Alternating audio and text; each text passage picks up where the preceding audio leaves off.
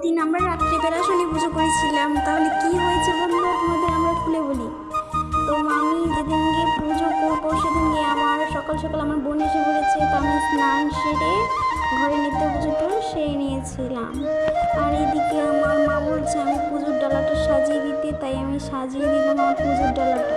নিয়েছিলাম শনিদেবের যেহেতু নীল কালার খুবই পছন্দ, তাই আমি নীল কালারের ফুল, নীল কাপড়, দূর্বা, আমের পলক, কিছু লাল ফুল, শনিদেবের পাইচালি আর মোম আগরবাতি নিয়ে একটি মেস নিয়ে সম্পূর্ণ করলাম।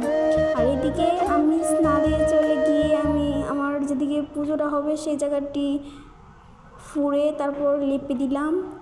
আর কিছু ফুল আমি এখান থেকে নিয়ে নিলাম। মা বলে সব নীলকণ্ঠ ফুলই তুলে নিয়েছে, কিন্তু কিছু নীলকণ্ঠ ফুল আছিল তাই আমি পেরে নিলাম। এদিকে যেহেতু তুলসী তলায় শনি পুজো করতে হয় তাই আমি তুলসী গাছ বসিয়ে দিলাম। এদিকে সন্ধ্যা হয়ে আসছে আর আমরা শনি পুজো যোগাযন্ত্র করে সেরে নিলাম। শনি পুজো সব কিছু পুজো শেষে সব কিছু গুছিয়ে আমিও ছাদ থেকে স্নান করে নিচে নেমে গেলাম আর সকল থাল বাসন ধুয়ে আনলাম। এসে স্নান করে সকল দেবতাকে নিত্য পুজো কমপ্লিট করে আমার আজকে শনি পুজো শেষ করলাম। নমস্কার সবাইকে।